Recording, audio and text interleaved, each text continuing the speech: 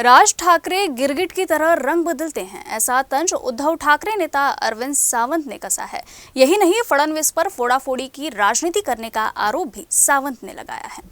पण ते दोघांनाही कळू द्या, अजितदादांना पण कळू द्या तुमची किंमत तिकडं काय आहे ती. आणि करण्यामध्ये त्यांचाच तर मोठा हात होता देवेंद्रजींचा. त्यांनी स्वतःच पश्चाताप झाल्याचं सांगितलं असं दिसतंय. आणि या सगळ्या प्रकरणामध्ये आपल्या लक्षात येईल की महाराष्ट्राच्या जनतेची कशी फसवणूक केली जात आहे ते.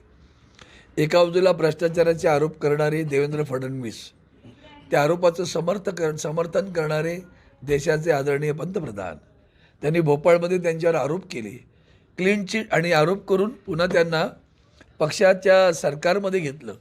सरकारमध्ये घेऊन उपमुख्यमंत्रीपद दिलं. निव्वळ उपमुख्यमंत्रीपद दिलं नाही तर त्यांना वित्तमंत्री केलं. ह्या अर्थमंत्री केल्यानंतर देवेंद्र फडणवीस साक्षात्कार व्हावा की मुळात ज्या भ्रष्टाचाराचे आरोप तुमच्याकडे ट्रकभर पुरावे म्हणून तुम्ही घेऊन येत होता ना, सांगत होते देवेंद्र फडणवीस, त्यांना विचारा ना त्याचं काय झालं. आणि पुन्हा क्लीन चिट देणारे पण तुम्हीच. तुम्ही गृहमंत्री होतात, आजही आहात. क्लीन चिट कोणी दिली? कोण आहेत ते अधिकारी?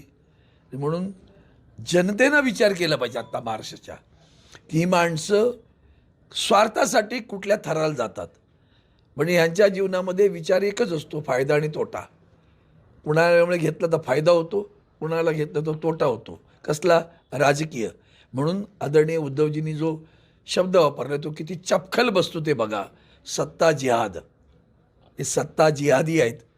त्यामुळे त्या सत्ता जिहादीमध्ये महाराष्ट्र लाचार झाला, त्याची जास्त खंत आहे.